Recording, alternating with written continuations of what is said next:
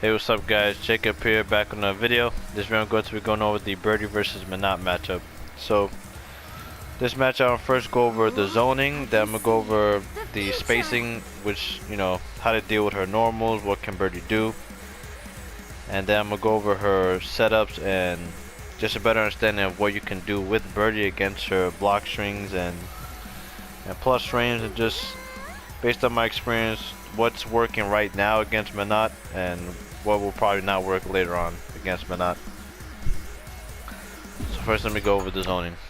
So I'll say eating donuts is going to be a big factor in this matchup, because you can eat a lot of donuts. Her projectile is not a full screen projectile, so staying full screen. If you want to play the lame game against a Menat that's trying to play lame against you, then you could really just eat in the full screen, just start eating donuts over and over again, building up your V trigger. If you want to finally get in, you can use your can, but you gotta be aware of the projectile. So the projectile is pretty good because it kind of keeps you there basically. So a good Menat will bring the orb back at the right time, so that you're not able to really get anything off, but it really depends. I mean, the can still stay out. That's the thing though, Menat really has to time it. So you can kind of take a lot more risk, because she can't really she can't parry it.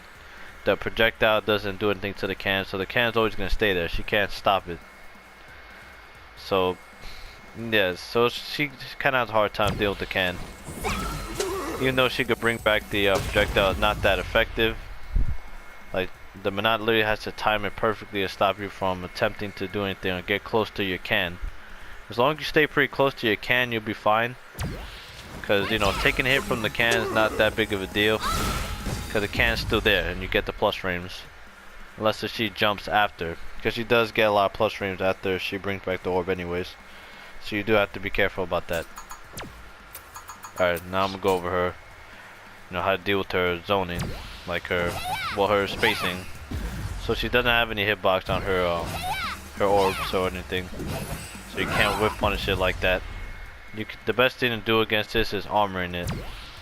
Like, if you have a feeling that she's gonna do it, the best thing to do is chain if you really know Menat's gonna do it, but it's like really hard to do it because she recovers really fast. So like you can see, look at that, was really fast. It looked like it was about to get her too. She recovers really fast. Jumping in on it is like really bad too sometimes, because you literally have to, you can't like react and do it, because she'll be able to block right away or anti you. I face a lot of Menats that throws out heavy punch, they spam heavy punch and then they can still jab anti me. I have to really know that they're gonna do it at the exact moment, right before they do it. Same with the chain. You have to just throw it out, so it's kind of dangerous against Menat. And Menat has a really far jump in, so that makes it really easy to get in. When you make a mistake like that, she can literally just jump in, like almost like half the full screen jump, and it'll reach you. It's pretty good. So yeah, only she had the orb, but still. So armoring is very good, and chain. Jumping in is okay solution, but yeah. And I'd say the best option when you have meter is the dolphin dive. So dolphin dive is easier because you can like be a little farther and whip punish it, if Menat just throwing it. You get longer distance to whip punish the heavy punch. Oh yeah, now I want to go over the heavy kick. The heavy kick is really good too, because like trying to jump from any distance is a bad idea. I would not try to jump a lot unless you're trying to predict her throwing out a heavy punch. You shouldn't be jumping. Besides that, you shouldn't be jumping, because she really controls the air really well. She has good anti-airs, so you're not really gonna be getting in by jumping in on her. Alright. Second thing I want to go over is her what's punishable first basically, and in going into her setups and her block strings. So the orb, I don't know the name, it has a weird name. I think Ankh is the one she brings it back. So just the regular one, Soul Sphere or whatever it's called, is minus on block. It's punishable. I think it's -6. or -5. Problem is, it's very quick. You have to punish her very fast. Like as soon as she hits, you have to punish her. But she can space it out though. It's like if she does really close, then you know that's bad. There's a gap though. She does from distance. Since it's a projectile too, but it's not full screen. It's still projectile, so you could bullhorn through it. So if she tried to do it from far, you could bullhorn through her. And then you know if you want more of a punish, cancel the V trigger. You gotta do it right away.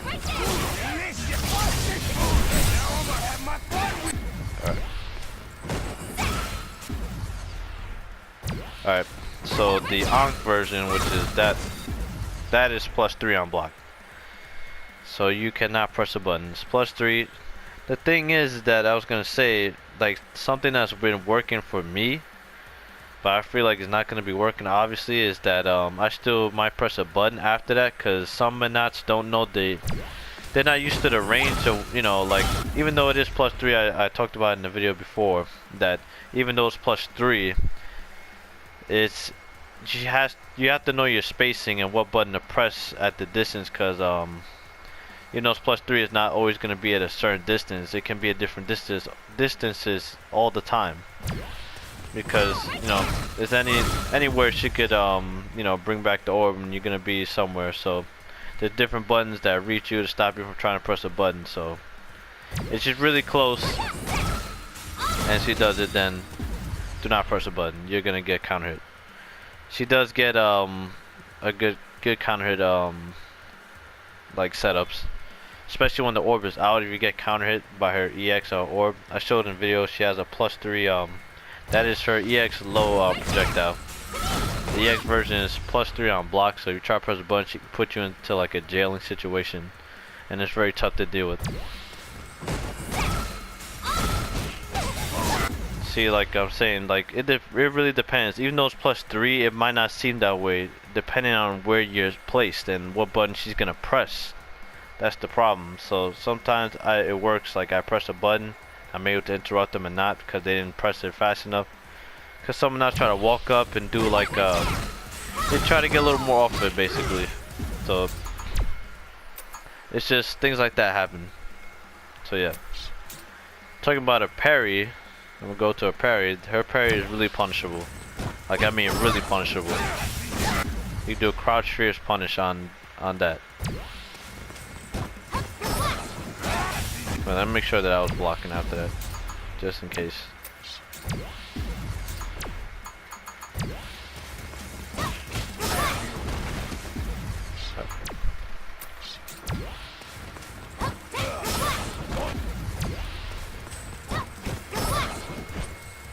Oh, she can space it out though. Huh. That's great. So if she does stand jab, it makes it safe.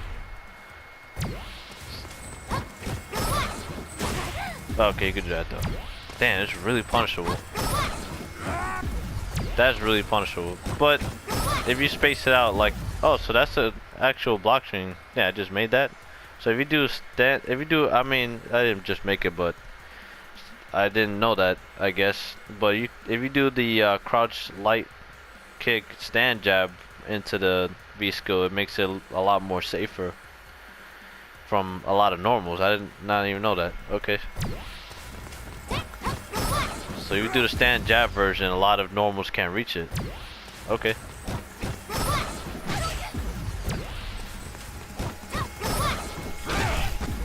Why is sweep punishable? What the heck? No, no way. No way. Let me make sure again that I'm not bugging out right now.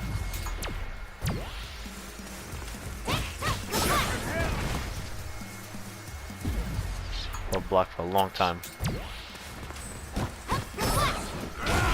Yep, that is sweep punishable. Wow, that must be like -15. That's like a sweep. That's literally like a sweep. So treat that move like it's a sweep. Wow, that's crazy. Okay. Yeah, I looked at her frame data. It's just that I didn't really look at that because I knew it was really minus. I was doing crouch fierce punish, but if she spaced it out like that, I'd never seen it like that. That's why. So Yeah, you could sweep. Because before, when the Menat do close, I do crouch fierce because I'm close enough to punish. That's why. That's interesting. Okay. Now I went over that. It's really punishable, that move. That's mainly what the point of that was. Oh yeah, this dealing with her setup. So her V-trigger cancels, she has a setup that she goes into. Even on block, if you block the setup, you need to know what to do or what she can do to you. And what you can do, you know, after she cancels into it from a certain distance, and what are your options so that you don't feel like you're trapped and you have to hold it. So right away, when she goes into that crouch, if she just, you know, if a Menat just autopilot, just going straight for the setup, because if you don't know, you're gonna be put into like this endless block stun, and it's gonna be taking a lot of chip, and then you're not gonna know what the heck to do, and you're like, oh, I gotta eat all this mix up. Once she hot V trigger, it's broke.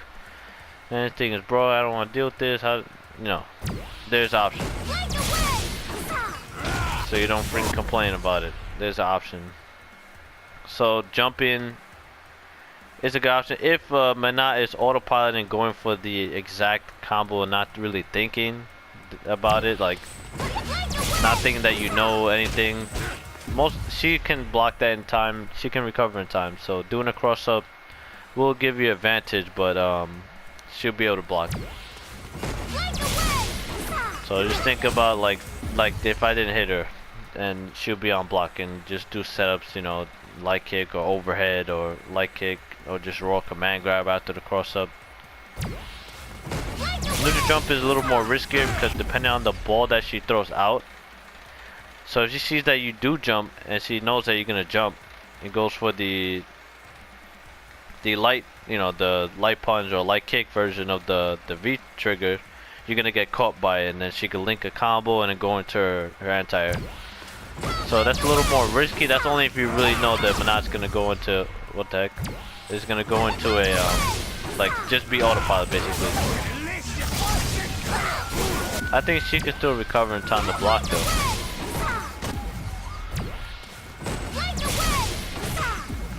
Okay, so she's really close. You can't jump. So that's only from max distance. Okay, I get it. Well, at least that move is really reversible. Don't forget about reversal, guys. It's still a thing.